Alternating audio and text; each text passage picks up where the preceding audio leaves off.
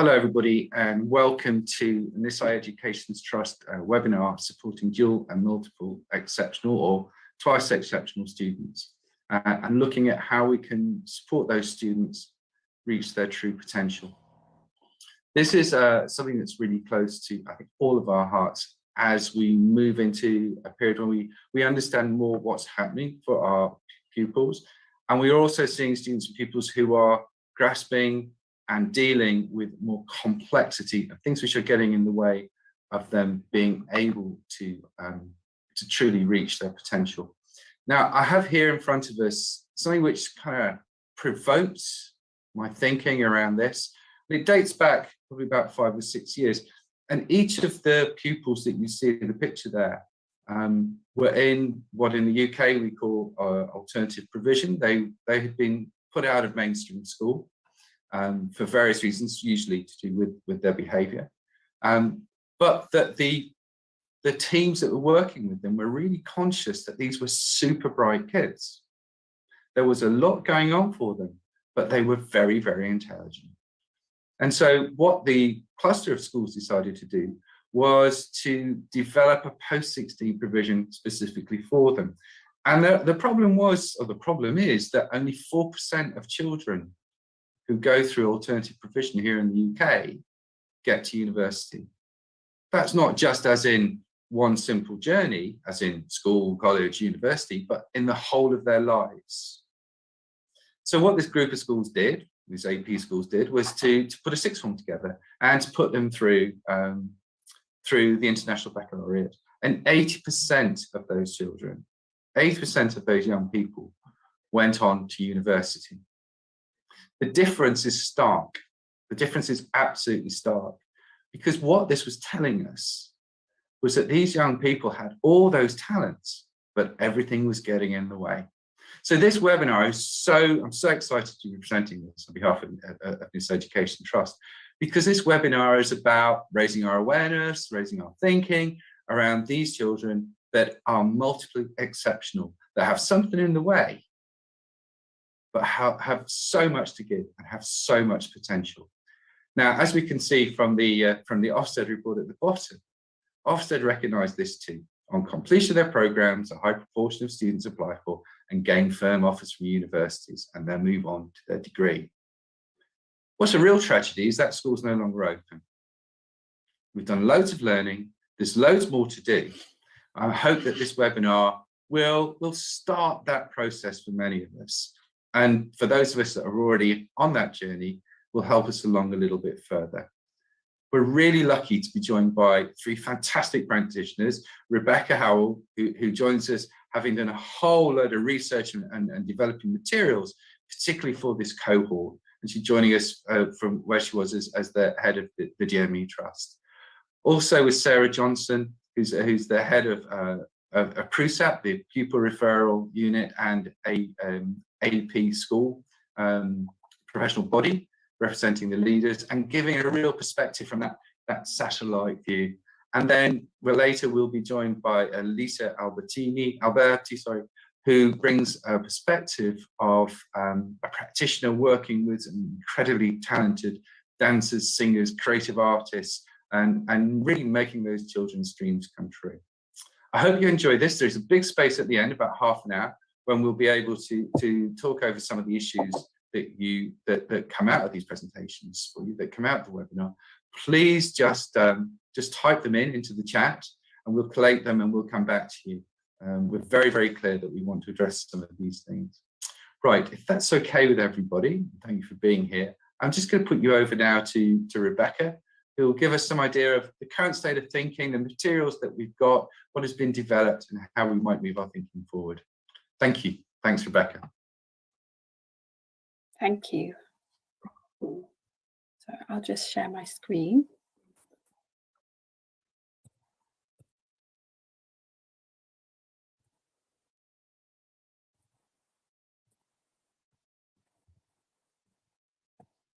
Okay.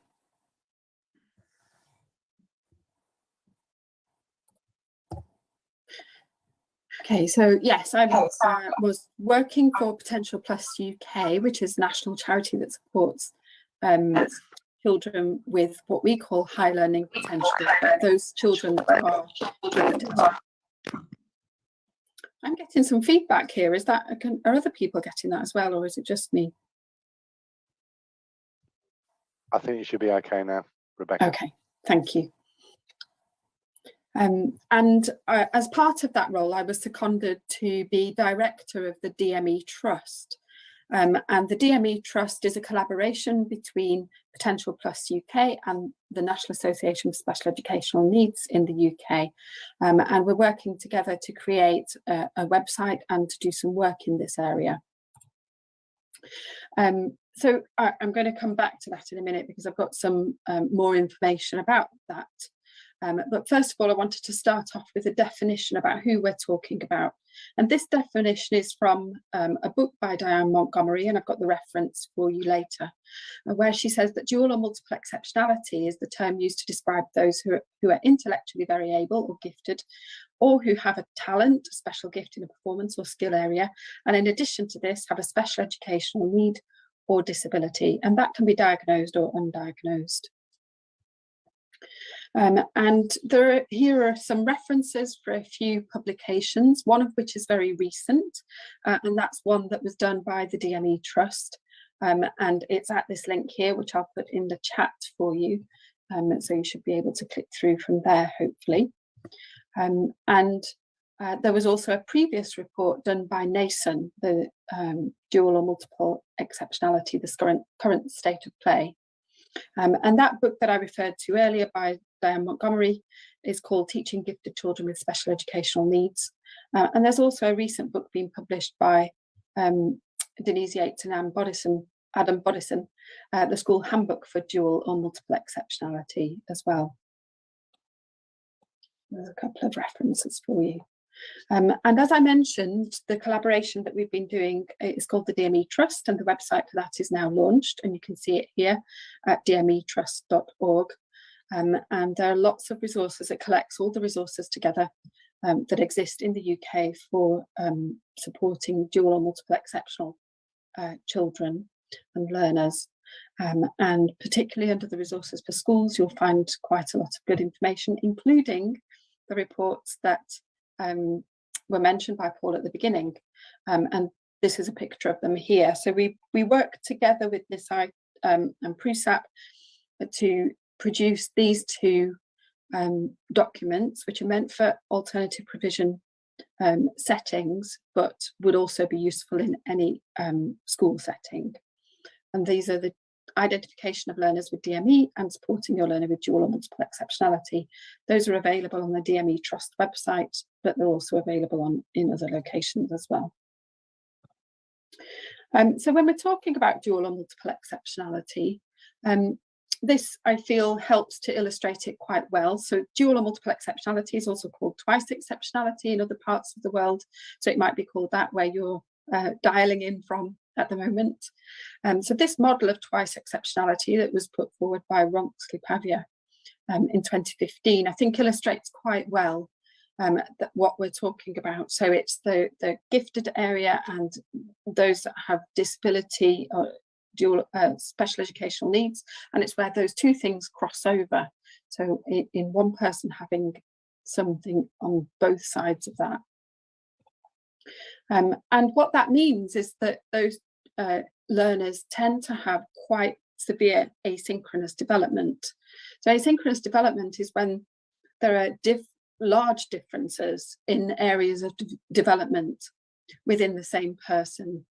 So on this example that you can see here, we're talking about a person or child that has very advanced academic verbal skills for their age, also quite advanced in maths and has a special talent as well.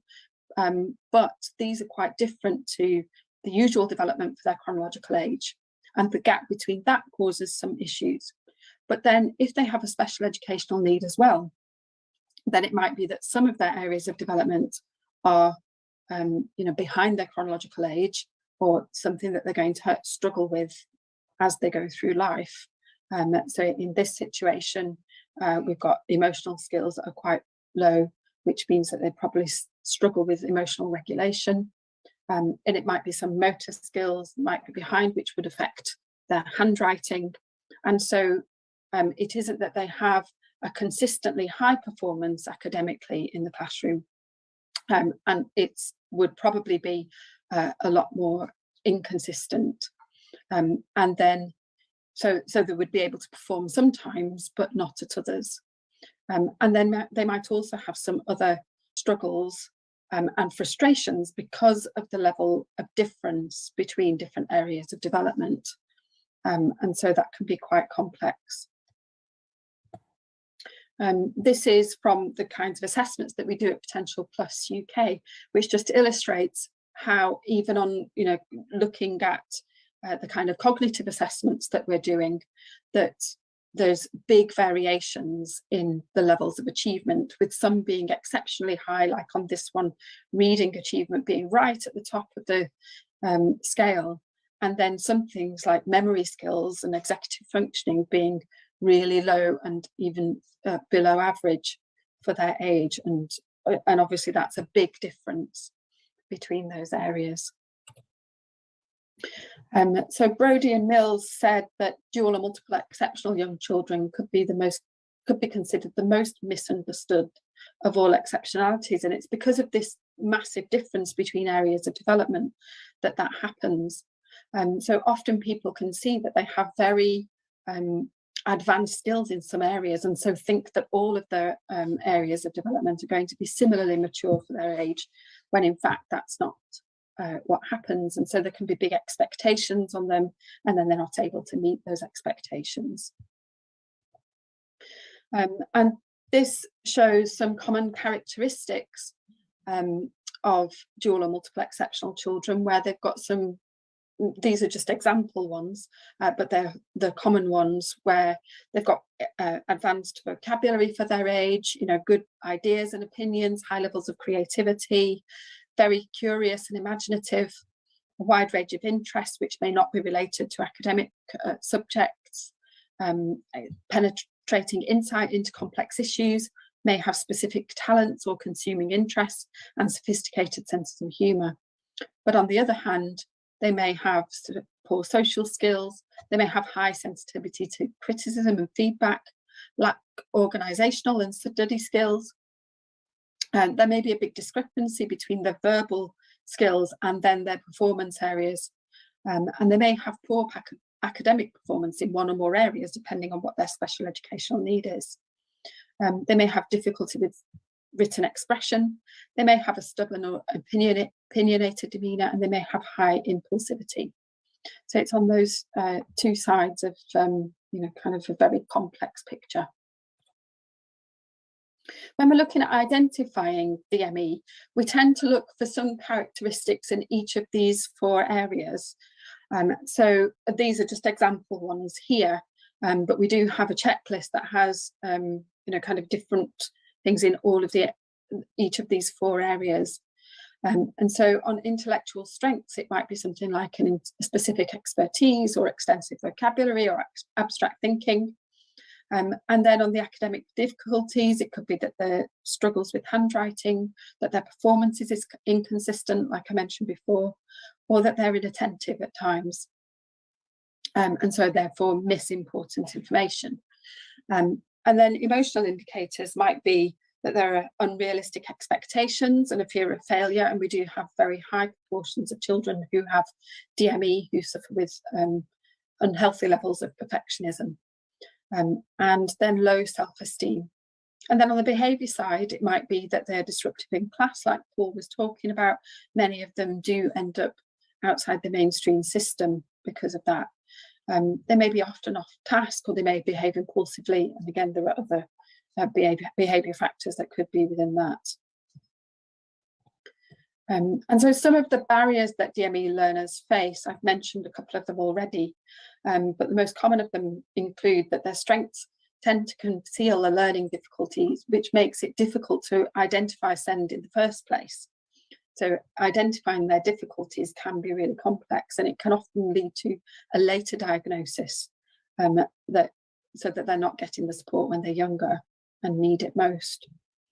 Their needs and abilities could be misdiagnosed or misinterpreted because you can only really see part of it. An emphasis could be placed on supporting the special educational needs, and that excludes the learner's strengths. And so they're constantly feeling that they're not good enough, even though they've got these incredible strengths.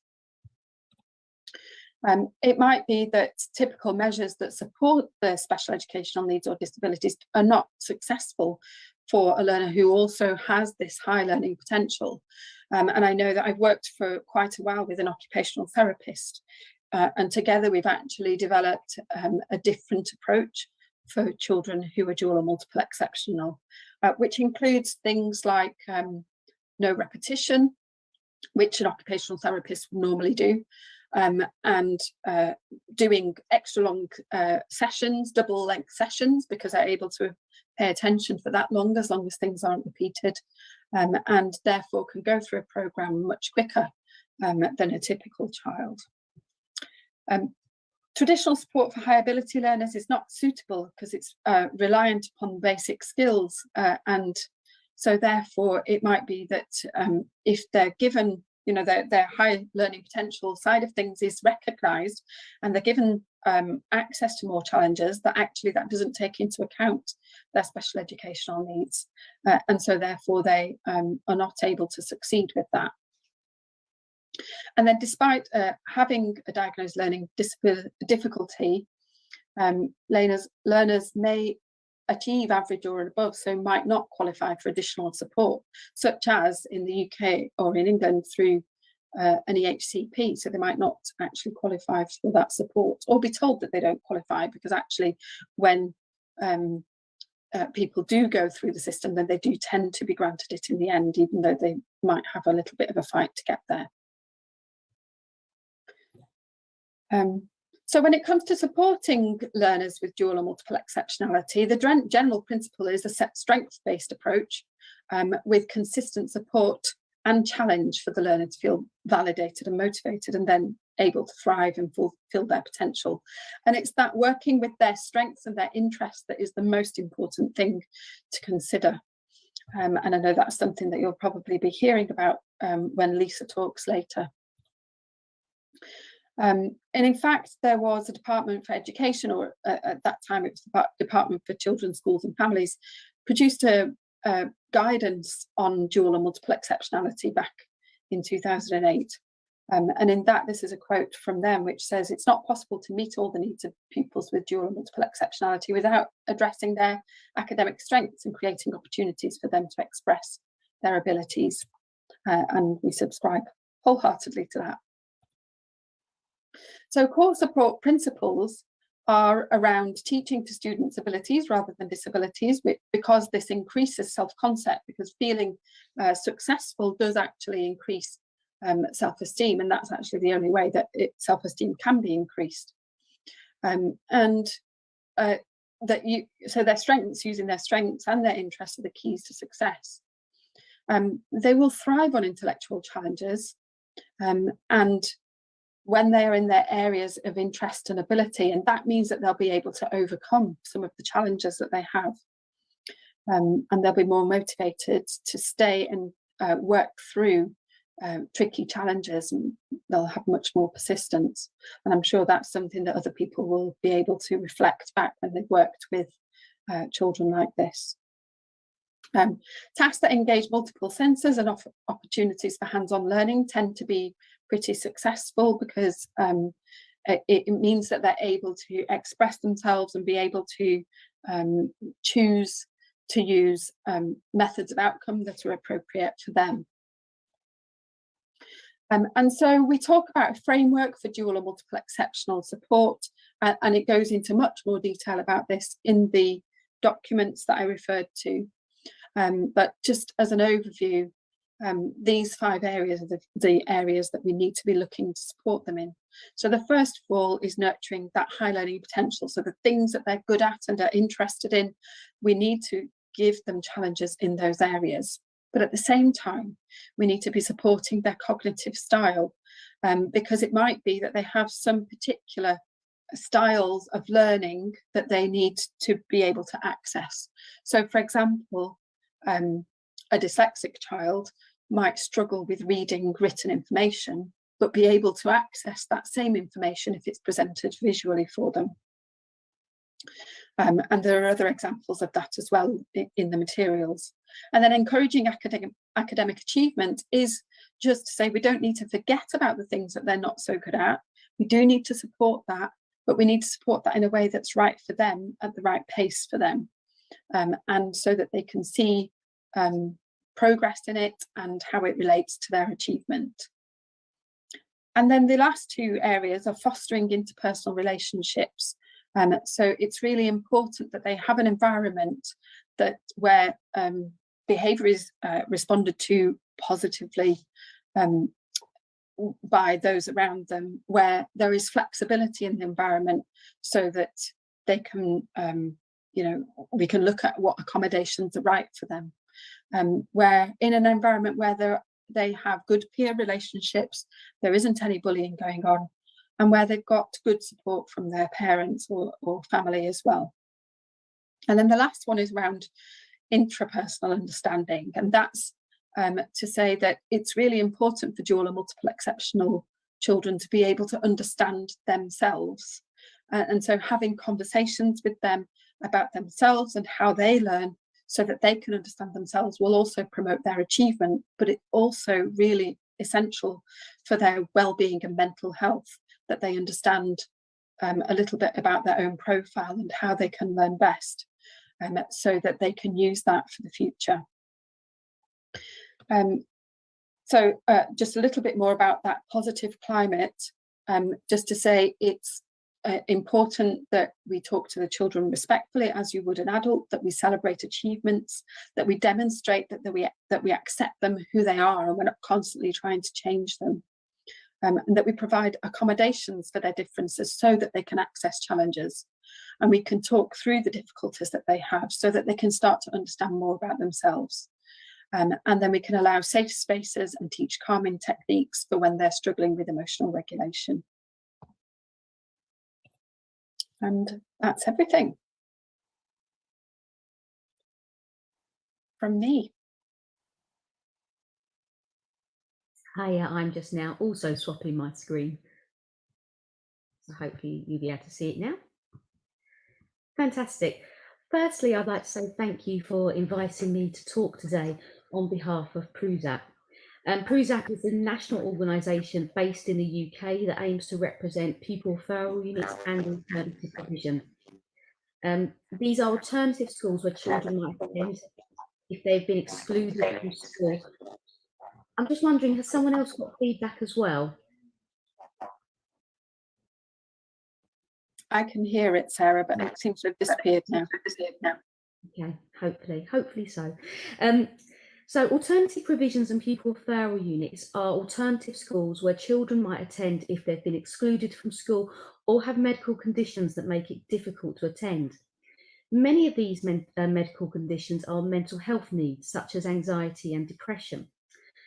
I've worked in a range of settings, including behaviour and medical crews, inpatient psychiatric hospitals, care home education, as well as additional resource provisions for children with speech and language needs, as well as primary and secondary.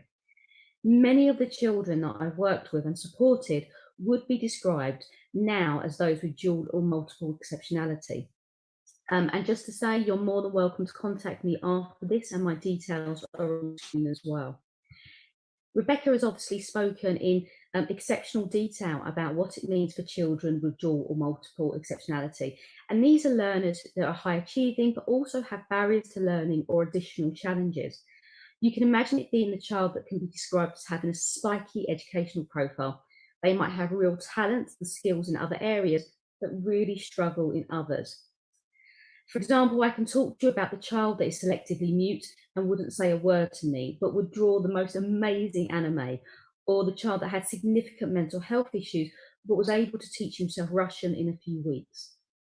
However, it's also the children that you might not see, those that might have poor attendance to school because of their mental health difficulties, and that they are such a massive barrier to being able to access their learning. Some of the work that I've done with in the past is talking to children and young people around their experiences of COVID-19. Whilst many may have missed school and really had the urge to return, others enjoyed the opportunities that COVID-19 offered in terms of learning from home. Some really enjoyed their learning being mediated online. It meant that they didn't have to concentrate on the social demands that come with peer relationships and friendships, as well as sensory issues of being in larger environments. What COVID-19 taught us that there are lots of different ways to approach learning to meet the needs of the students. And I was asked to take what you might call the helicopter view of dual and multiple exceptionality. And sometimes I really struggle with that, because I think what it comes down to is the children that we work with on a day-to-day basis. So whilst I am going to look at the overview, I'm going to use my daughter as a mediation in which, as the medium in which to talk about this. And on your screen there, you can see that there's two images that my daughter has given me permission to use. My daughter, who I'm only allowed to refer to as O online, which I think is very sensible of her, she's 12 years old. And she has huge difficulties with attending school, huge anxiety. And I'm going to talk about the fact that on Friday, she was already worried about attending school. On Monday, she had an incredibly poor night's sleep, and she wrote me a little note. She said, "Okay, love you too." So on the other page, it was, "Mum, I'm really worried about going to school. But also, I want to know when I get to see Dad.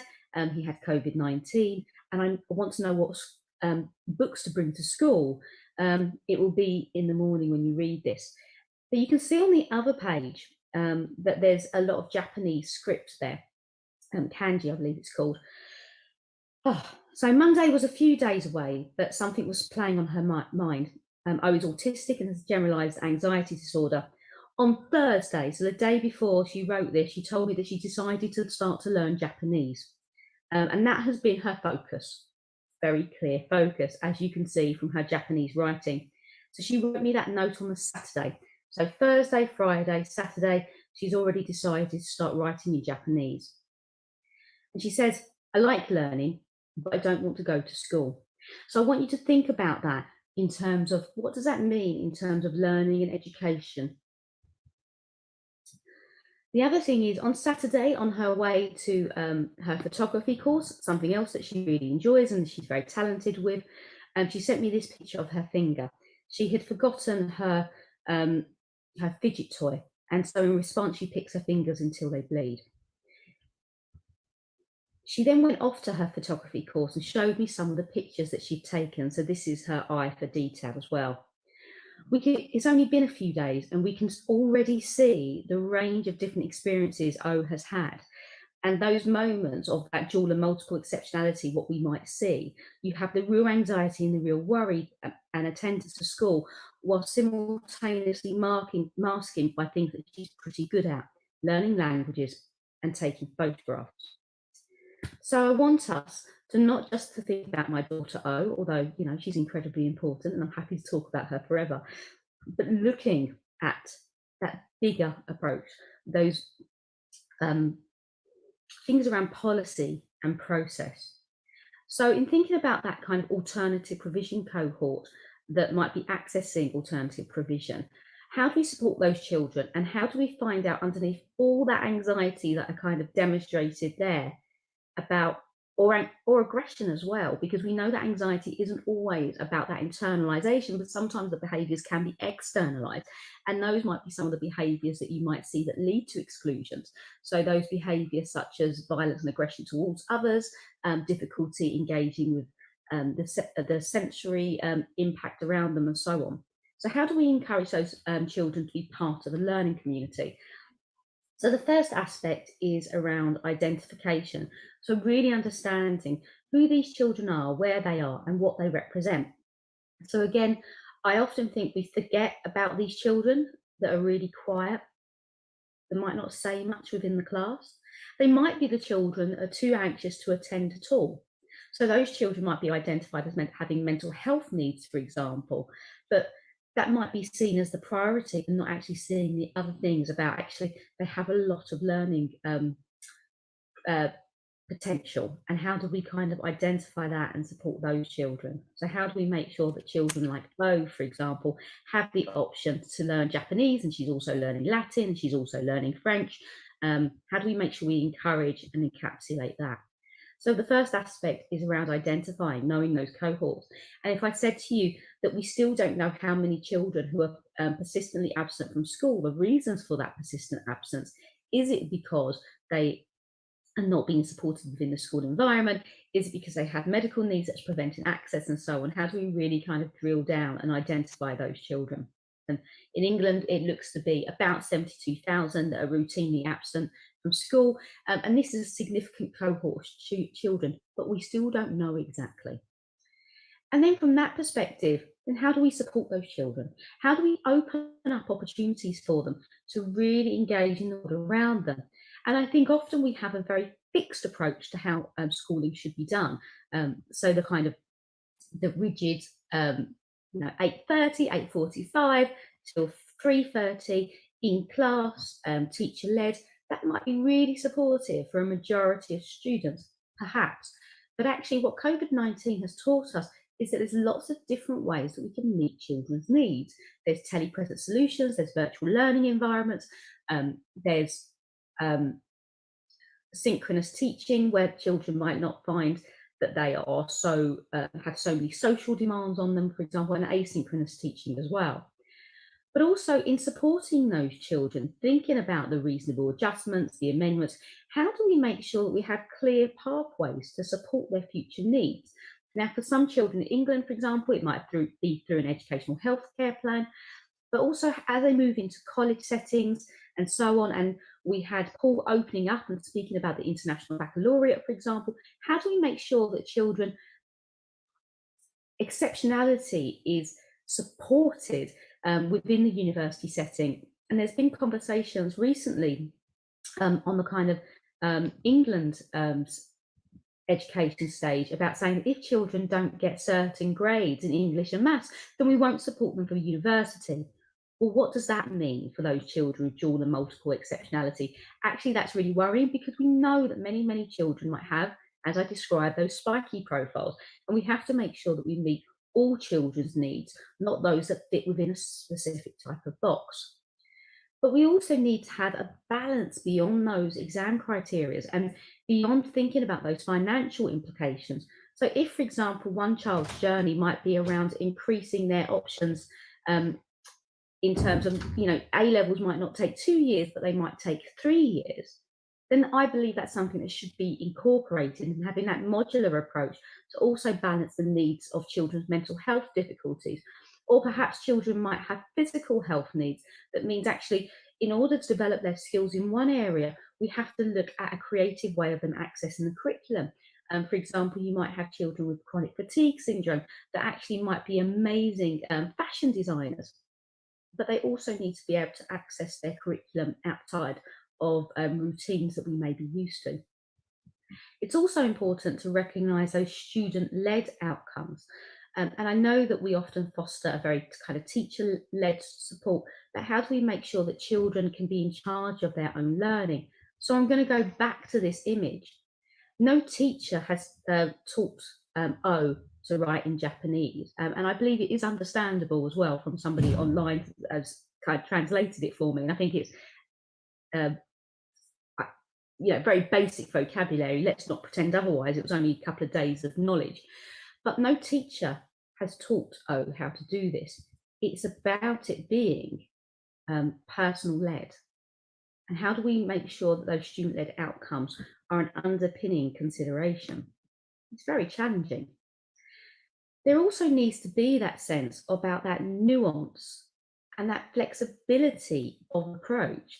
So having set rules and being really rigid might be really helpful for larger organisations, but what alternative provisions often do very well is that it's targeted support, so individualised for smaller numbers, and with that nuance and flexibility becomes personalised, and being able to pick up on some of those children's anxieties and difficulties and challenges, and really come to the crux of how you might support those children and how you might scaffold their learning when they might find things really very difficult as well.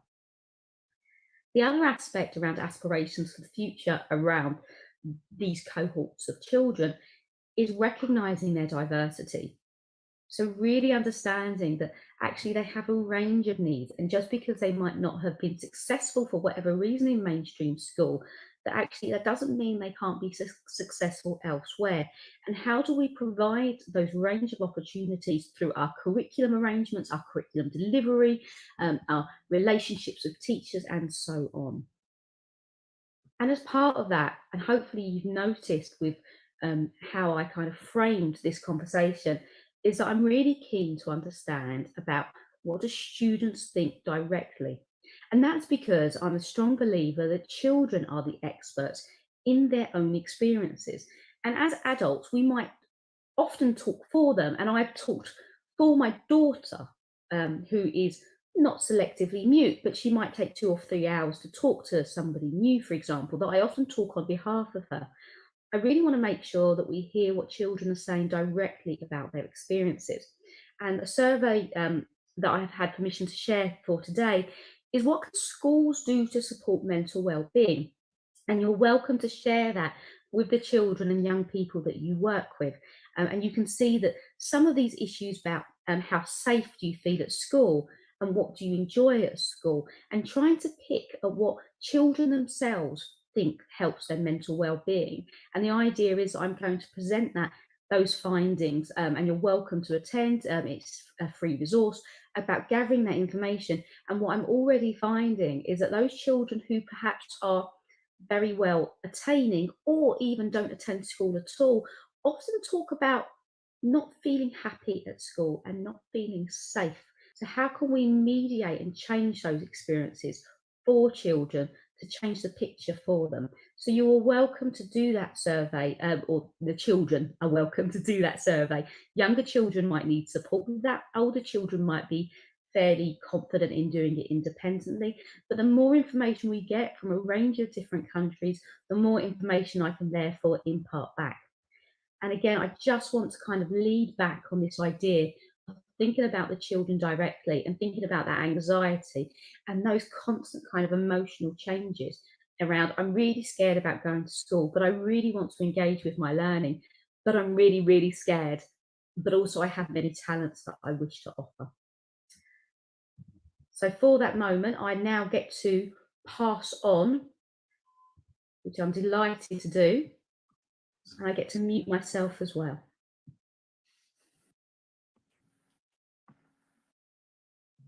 Thank you so much, Sarah, and thank you, Rebecca. We're going to be joined in a moment by Gemma Stewart, who's joining Lisa, being a school and college principal, is having a school and college principal moment, and unfortunately she's not be able to make the meeting.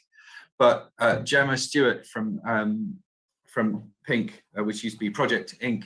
College, will be joining us very, very shortly.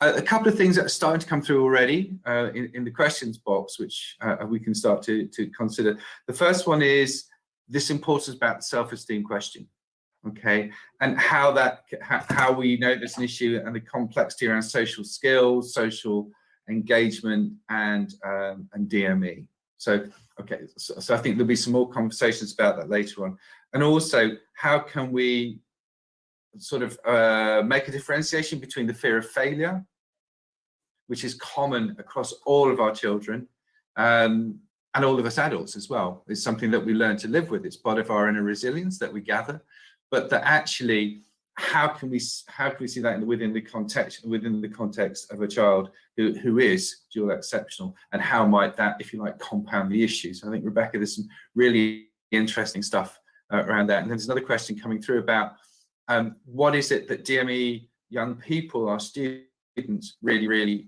really enjoy? So there's some of the learning that we did in terms of setting up the AP Free School, where we started the academy, which was about the curriculum.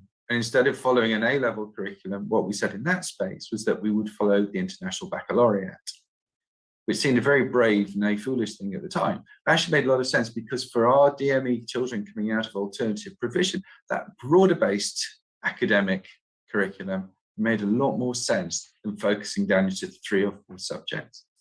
Now, I'm really hopeful that Gemma is here and that she's able to put on her camera. Gemma, are you good to go? I am, yes. Thank you very much. Thank you. I'm just going to sign off, and Gemma's going to tell us about Pink, which is an astonishing setting, which does some amazing stuff. Lisa, we've worked with for a number of years, and I'm really looking forward to what happens and what you tell us, Gemma. Thank you. Thank you. I think the best thing I can do is actually, if I share my screen, I do apologise to everyone. I've literally just been phoned by Lisa to step in. As we were saying, she got the time wrong.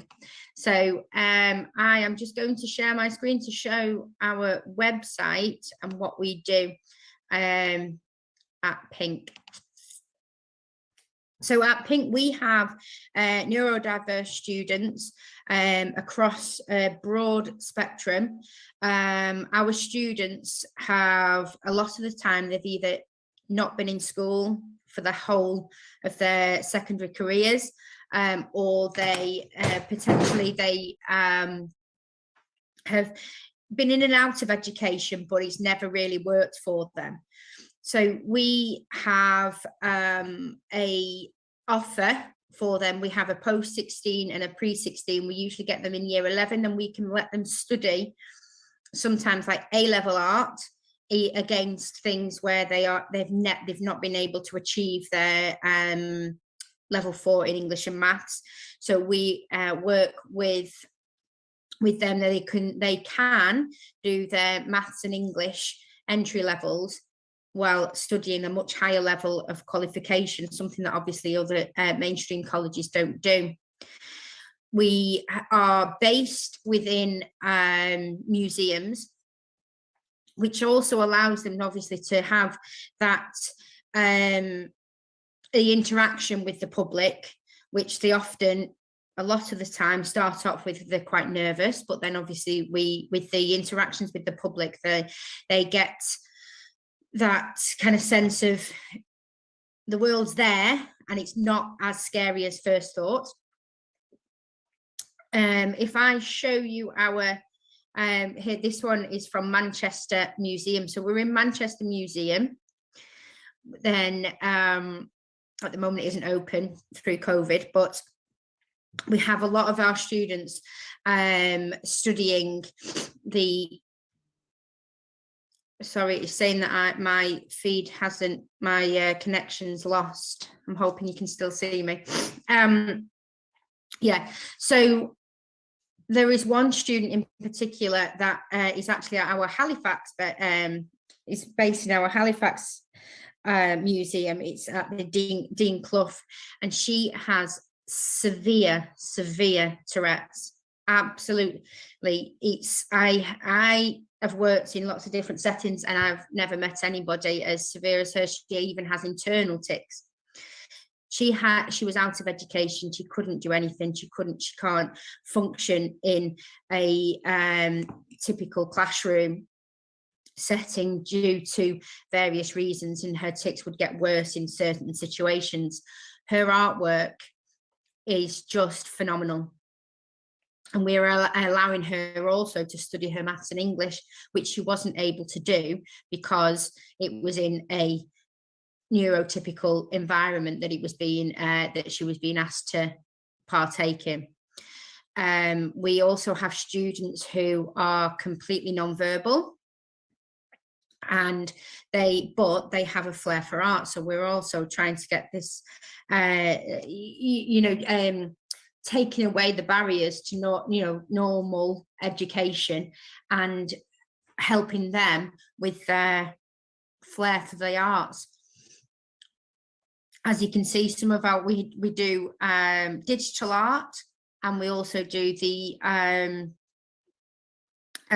paint. Now I've got to confess, art is not my subject. I work there. I am the safeguarding and mental health lead at the college, so I don't do the teaching, thankfully, because LS Lowry stickmen about my how I can draw. when we're at the Project Inc, we're very bespoke to each individual student. So we do have students that have shortened timetables. We do have students who potentially just do digital art or just do other types of art. We have textiles. We work with lots of different types of, artwork. And really what happens is that that's Nicola, one of our art teachers there, you can see on screen there. I think really what we're all about is actually, is like I said, breaking down those barriers for our students, and that they can actually access education in a setting that would be much more beneficial for them. I do apologise, I've not got anything actually planned to say about that, Paul, so I do apologise. Thank you, Gemma. It was really important to have Pink come on to this because they stand out as one of the leads, particularly in the AP sector, in terms of creating these bespoke environments. I think it's what we have, like the fact that we have the different levels, where we do have some students who could appear to be, very able, but have maybe have just decided that education is not for them, and they might have been permanently excluded from school for their behaviour, or they just won't attend, or they won't fit into that conventional 9 to 3 setting of a school. Yeah. So what I'm going to, what was also really interesting about Pink College is the settings where it takes place. That is to say, within the art galleries and within the museums, because that again is sending a different kind of message around what education is and what it is for these multiple. It's saying they're exceptional. Yeah, and I think with them, they have the fact that they then see their artwork up on the walls in the galleries where the public does see them. It's for their confidence, albeit some of them don't want to do that at first because they're so scared of the critical aspect of it. It's just seeing the confidence of some of our students go from these shy individuals. We have a couple of students who were involved, and they were the Manchester bomb at the arena, and they've just they've flourished. They've not been in school since the bomb, and then they've just flourished. I think that's an amazing story, because I don't think we thought about it. Something comes back to some of the work that Sarah was talking about earlier, about mental health work and that barrier that it creates. There's a question I think that's in mind, particularly around alternative provision and schools putting children on flexible packages, which is around what is the mental health question around DME. If you are super talented in one part of your life, but you have a mental health issue which might be caused by trauma, who is working with you about how that slots together? How can we work around the trauma, which might take a very, very, very long time, and yet still accelerate the work that you're so talented at? That's awesome. I think that what we're going to do now, Gemma, if you could just unshare your screen, we'll go out. We've got some questions that are starting to come in. There are some really good, quite complex questions here that I really think we've got a little bit of time to answer. I think the first thing that we're going to do is to look at choosing schools. Choosing schools. I think, Rebecca, this probably belongs to you, and you're smiling because But there's a lovely question from a parent here who's really concerned. And they have a very, very gifted child. School has been a failure. It's really difficult, and they're trying to look to change. but they don't know how to find the school that will help them. Have you got anything that we can think about? We have, I'm not sure where obviously everyone's based who are on the here, but we have schools. Our colleges are now, we've opened up, I don't know whether you saw the list of them there. We have all the way to Birmingham, we're opening up in York, we've got Leeds, we've got Bradford. And I think it's actually important that it is, taking a look at obviously the offers that are out there. And we do have students where they've all got EHCPs, or the majority of them have got EHCPs, or we will get an educational health and care plan for them. We have the staff to obviously apply for them ourselves. And I think it's just important, obviously, that we can work with the student and the family to actually put a package together for the individual. It could be that they're here 2 days, it could be that they're here half a day a week to start off with, and then and increase that way. We do have some students who don't do their maths and English the first year that they're with us. We have we have students who just focus on their artwork. We've got the pathway that will take them into adulthood, and we do internships as well, so and work experience. So actually they can be with us until they're 25. And that's awesome. And that's an interesting point, the 25. I think we need to come back to that, don't we? Rebecca, you're nodding. I think we have thoughts. Yeah, I mean, it really depends what position you're in at the moment, but I think the most important thing is that you look for an environment where they can be flexible to meet the needs. And by that, I mean, look at the accommodations that the individual child needs and provide that in the classroom on a consistent basis. And that can be done in mainstream as well as it can be done in alternative provision, if people are flexible enough to be able to understand that that's what the child needs. So it's really that real flexibility and commitment to supporting the child to be able to reach their potential. And I have seen it happen in mainstream schools, in independent schools, and in obviously in alternative provision it happens as well.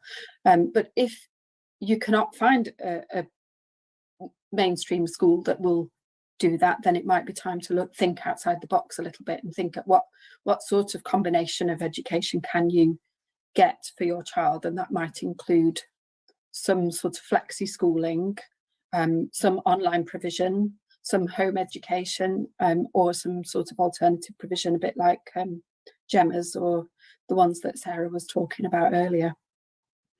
Are there questions that people can ask? It sounds like a really obvious thing, but are there questions that people can ask around this when they're looking and selecting schools? I mean, we have a list of questions at Potential Plus that parents can ask, but it relates more to high learning potential, but it would be a very good idea, wouldn't it, to put together a list of questions for parents. That's something I'll certainly suggest for the DME Trust. Okay, thank you. Sarah, any thoughts? I think in terms of thoughts about what questions to ask, I think I go back to my conversation earlier. If children have the ability to be able to set what is difficult for them and to explain, but also to put the questions back onto them, if possible, what would be helpful for you? What would need to change to make you more confident or more comfortable? And doing things like temperature checking. So from, at the moment you tell me that you're feeling number 2, you're feeling really bad about things. What could build this up to a 3? What could build it up to a 4? Or why have you scored yourself that? And try to have those exploratory conversations with children. And that can be really challenging. And I know the conversations that, sometimes children don't speak, can't speak, won't speak, all those different things. They might be too anxious, or in the case of that child that you mentioned with Tourette's, for example, that actually sometimes the tics might be so prolific that actually makes it very difficult to get their words out. So how do we promote feelings of safety for that child to be able to express themselves. But also tics can be because they're incredibly excited as well. I've got Tourette's syndrome, so I know that I tick more when I'm excited. So it goes back to this idea of talking to children directly, and what questions would they like us to ask about their schooling environment, I think can be really powerful. And then if they're not able to ask those questions, how do we provide opportunities for them to be heard, even though they might not be verbal? I think this engagement with young people is in their own destiny, in a sense, is incredibly powerful. And as you said earlier, Sarah, we traditionally haven't done enough of it. And it's quite interesting that the question that came in was, how can we help our child flourish? Yeah. And it strikes me that, and I spoke about and I said, you know, Paul asked me to go, oh, can you take the kind of overview? And I thought, absolutely, I can. But I think if we lose sight of the children behind it, it becomes really problematic. And as a parent, as a teacher, and all those sorts of things, I think that's such a core question about how do we support children in which to flourish. And I think the starting point for that is to listen. And sometimes listening can be really hard because it's not just with our ears either. So I think that feeds into the next question, I think, if we're happy to move on. Although I do have a thought about school selection or school transfer, which is about the conversation with the special needs coordinator. And what that kind of conversation with your child preferably looks and feels like, because I don't know, no, I do know that in a lot of schools, there isn't really an awareness around DME and its impact on young people. And that's the reality. So I do think in terms of talking to schools, talking to the special educational needs coordinator, I think there's something there about that upfront question about, do you understand? You know, is this a place which will be accepting of the need of my child? And understanding, I think, going off on one slightly, but understanding that that the whatever the barrier is, the exceptionality might be, there is a real gift that needs nurturing, as we saw at Pink College, yeah, and that there should be no excuses about the nurturing of that. There should be no reason why they cannot do exceptionally well in terms of their study. And that's coming back to Pink and coming back to many APs and coming back to our experience with the 16 to 19 Academy. That was what they were able to do, was to acknowledge the exceptionality. So my next question it is really about, how will I know what progress looks like for a DME child?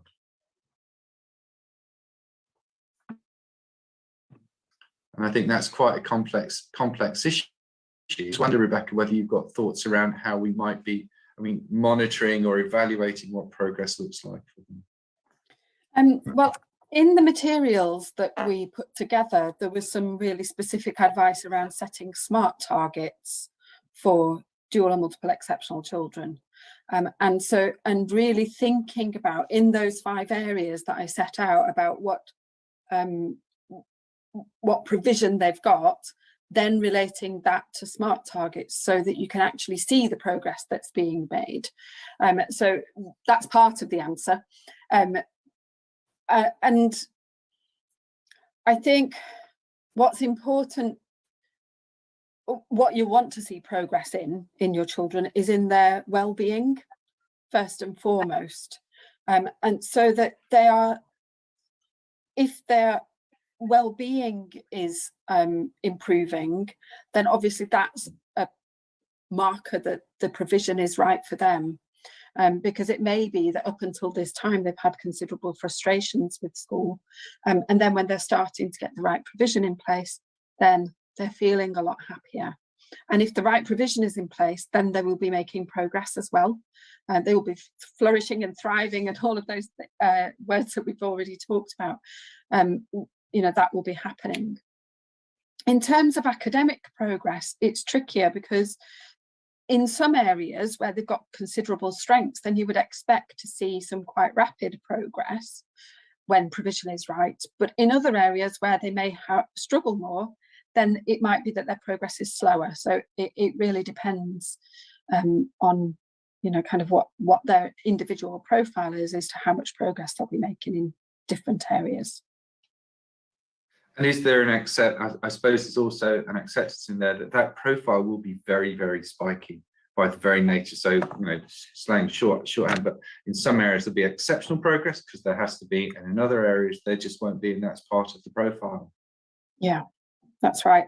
And it's about and kind of changing their, you know, kind of changing their own perception of their learning as well, that is going to progress as time goes by with the right provision, because they will start to be able to set their own goals and work towards them if they're working in areas of strength and interest. And so you'll see a switch in that, which then they will be able to relate to other areas and things that they want to be successful in. They'll be able to set their own goals and work towards. Okay. So this kind of feeds into some of the other questions about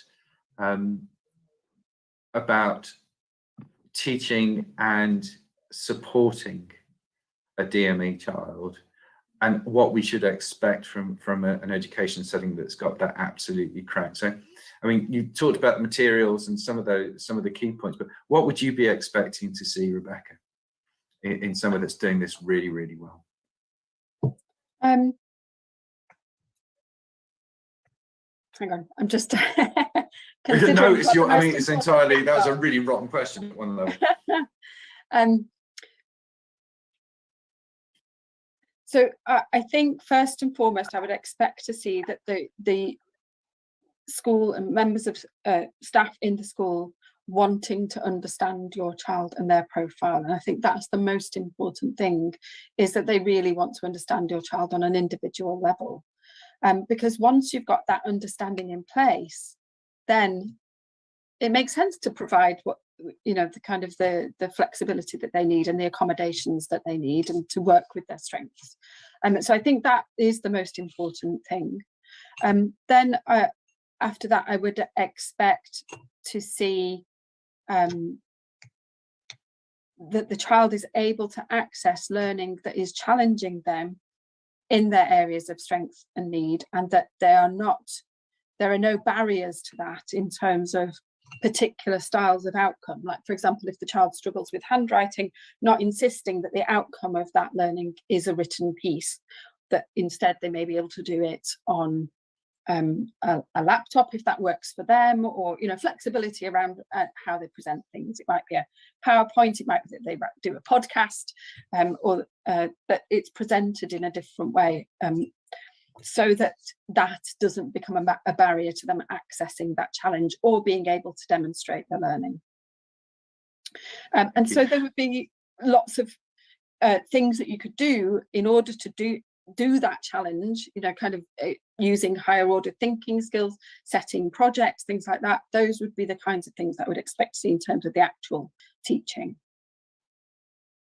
And are there any particular, somebody also asked, are there any particular areas that DME kids, young people, students appear in?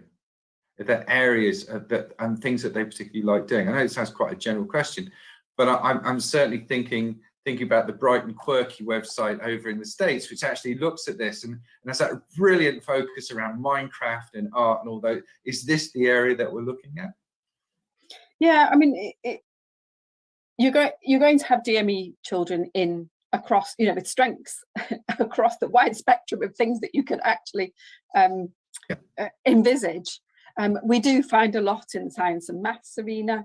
We do find a lot that want to express themselves artistically as well.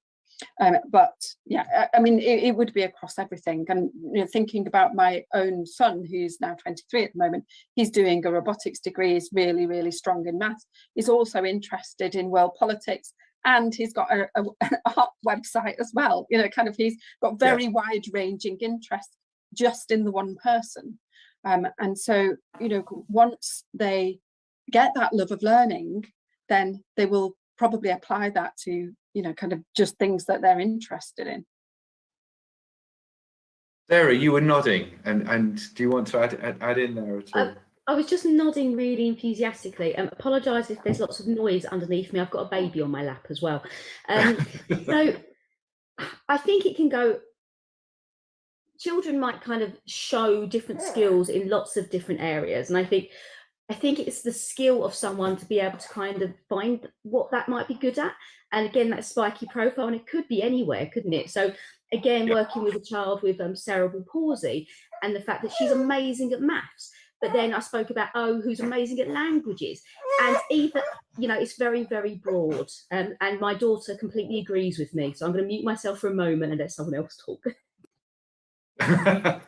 I'm just reflecting. It was wonderful to see Sarah talking about a student with cerebral palsy. I was very fortunate to work with a child who later grew up and became the most amazing barrister with the cerebral palsy, which I think was absolutely astonishing.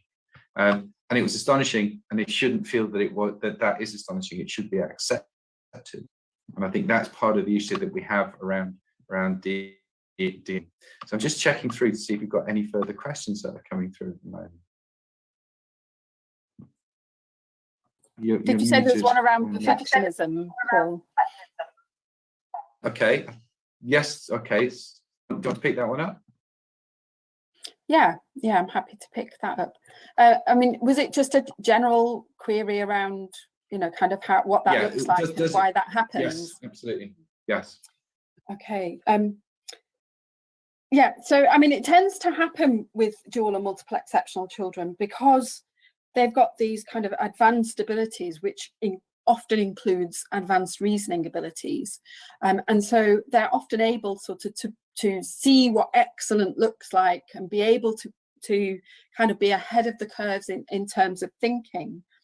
And so then tend to set themselves against that standard of excellence.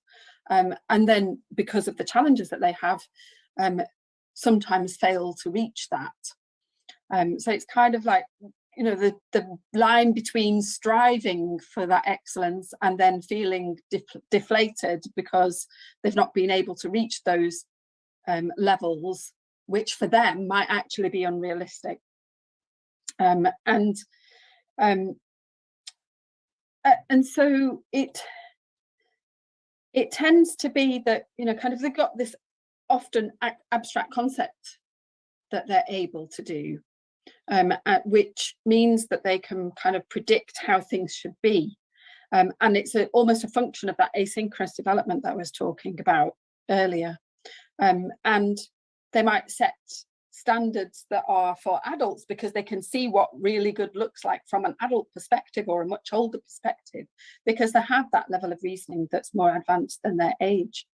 But they don't have the years on the planet that somebody with that level of reasoning normally has.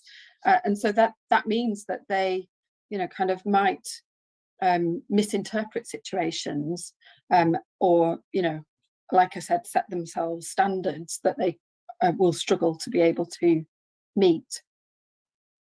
And also, often when they're young, the things that they're learning when they're young, say, you know, 2, 3, 4, they're doing those things advanced for their age, and they're able to kind of whiz through that kind of learning, whether it's learning, you know, early letters and numbers and things like that, early addition. But it's, and at that point, the barriers that they have don't get in the way of learning because that learning is quite straightforward. But when things become more challenging, where handwriting comes into the mix, which actually takes a lot of repetition and a lot of practice to accomplish, and then, you know, the kind of things that they're learning become much more challenging as well. That's when they then start to struggle, because their early experiences of learning are much more straightforward and they were able to do those as easily. They've still kind of got that history that they think they should be able to do everything as easily. And so when they start to struggle with things, then, you know, kind of that perfectionism comes in. They think they should be able to do it well. And so and I think, obviously, sorry. Go on, Rebecca. So obviously there are healthy aspects to perfectionism, because that's what means that, you know, we strive for excellence. And if you can do the best that you can with the time and the tools that you have and then move on from that, then that's fine. If you can set high personal standards and you're able to achieve them and accept when you don't, then that's fine. And if you can manage those behaviours so that they don't interfere with your daily life, that's fine as well. But it's when it becomes unhealthy, when kind of you're emphasising that the reward for performance over other aspects of your life, or perceiving that your work is never good enough, or you feel guilty if you're not engaging in work all of the time, or if you're feeling continually dissatisfied about it, then that's when it becomes unhealthy. And so that's when it might need a bit more intervention, or it might need a bit of a perception shift. And the problem about unhealthy perfectionism is that it then leads to underachievement, because we might not be trying to do things when we or persisting with them when we're finding them difficult. And it can also lead to that emotional kind of turmoil and struggles with accepting yourself as well. And so before I go on, do you want to ask? No, just a question from me actually in there, which is huge, and which is about, that's if you like, a shape of a young person that I think we've all seen in AP.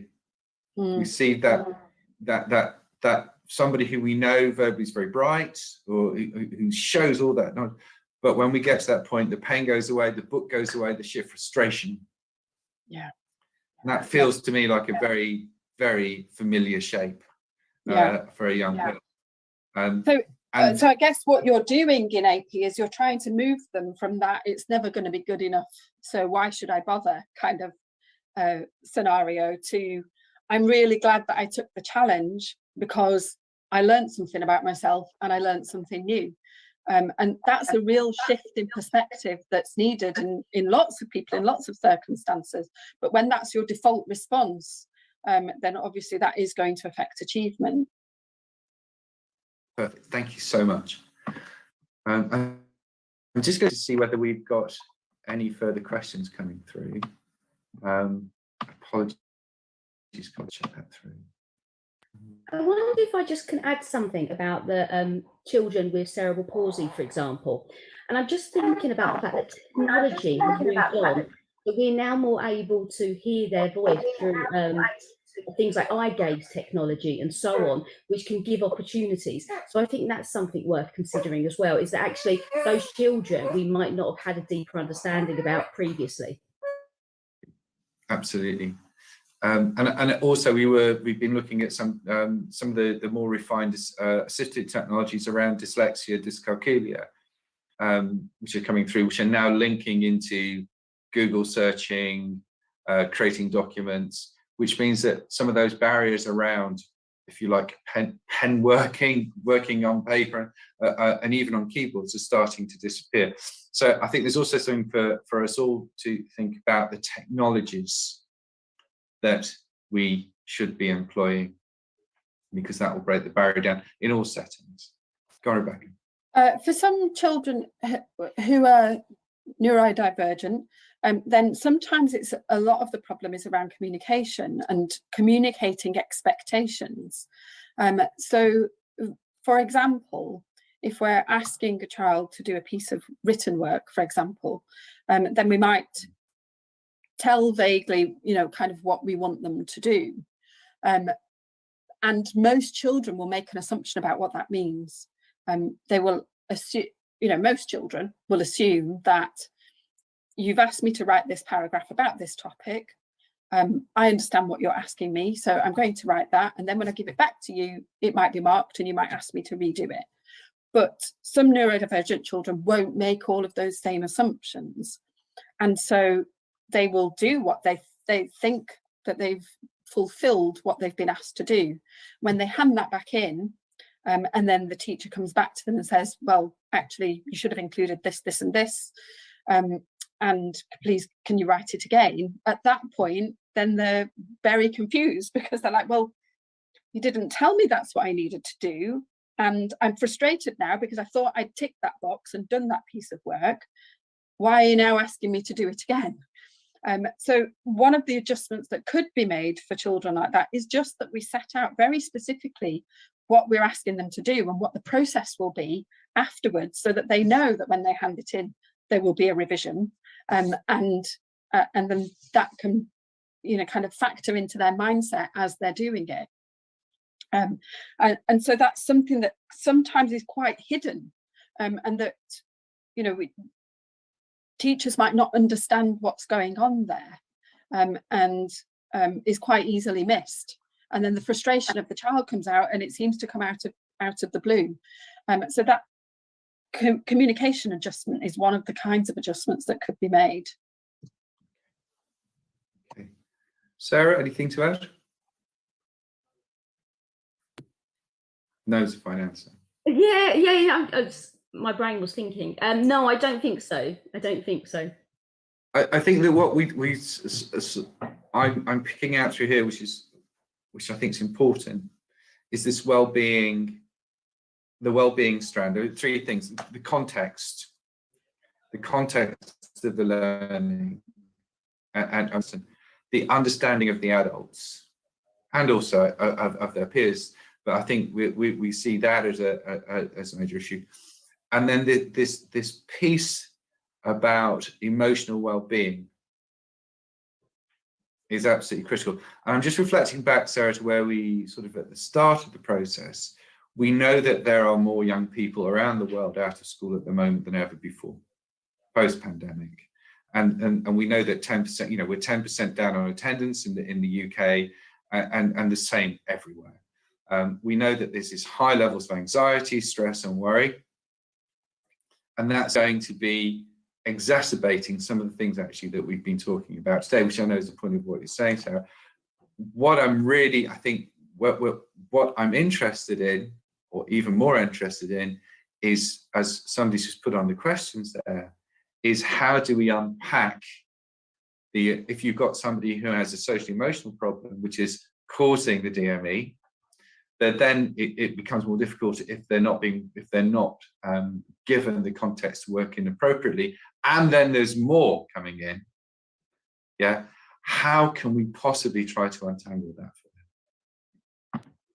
Goes back to that idea of identification, doesn't it, and really trying to kind of unpick and understand. And I think larger organisations can struggle with that just by virtue of staffing ratios, being able to notice things. And being able to kind of follow up, even if you do notice things, can be quite complicated.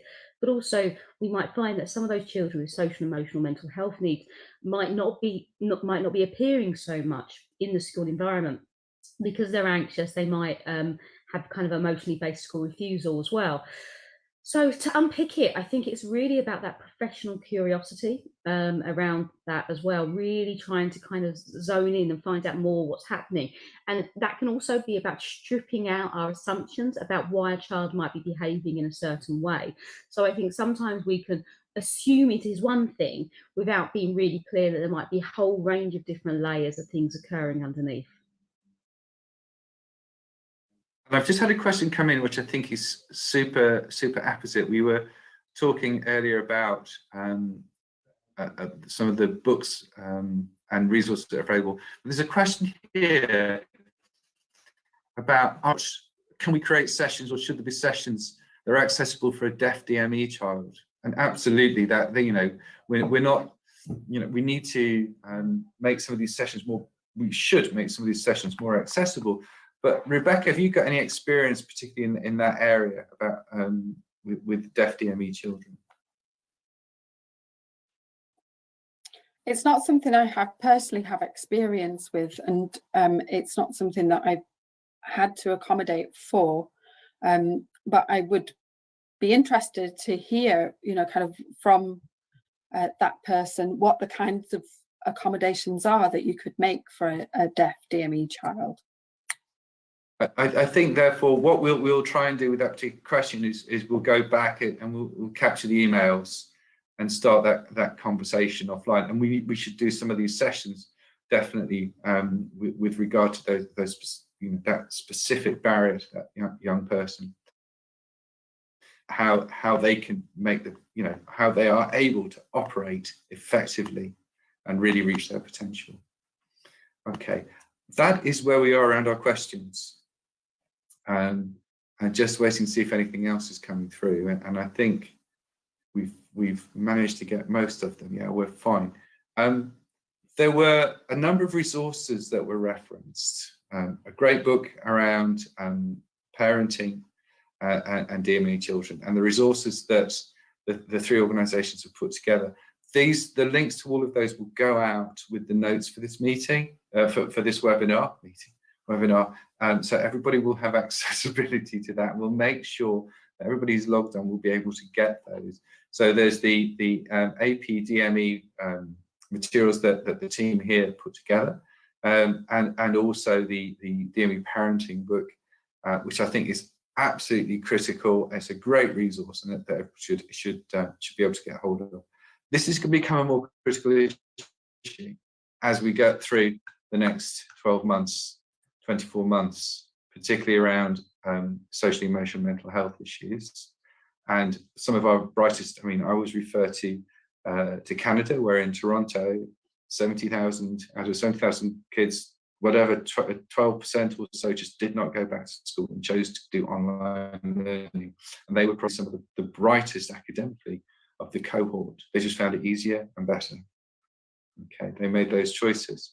So I think we're coming back to what are the different approaches that as an educating community we're going to be able to take, and how we're going to talk about these very, very talented young people in a very different way. And hopefully this is a little bit of a start on that journey, and recognizing that sometimes these young people appear in our special schools and in our alternative provision because the system has not worked for them. And we shouldn't take away those talents. I'm back to my 4% of kids in AP. This has been my drum for many years. I know that more than 4% of those children should have gone on to university. And I think it's part of our mission to do so. And then my final question, the final question that just popped up, which is a lovely question. Do we have any upcoming events like this in the future? And the answer is always yes. If anybody's out there and you've got value out today, and the wonderful people, you know, Rebecca and Sarah and Gemma that have been with us today, if you've got something that you want to bring to us as a webinar, Nisai and PruSAP and all the groups will quite happily put a webinar on. We'll get some brilliant speakers like we've had today. Just send us the topic that you want covering. Okay. And I also want to say thank you to Sarah's girls for being brilliant throughout the webinar. Okay. It's because I muted myself. They weren't that brilliant. Thank you so much. Right. Thank you, everybody. We'll send out the links, and I hope you have a great evening. And we'll see you soon on the next Nisai Education Trust webinar. Okay. Bye-bye. Thank you. Bye. Bye.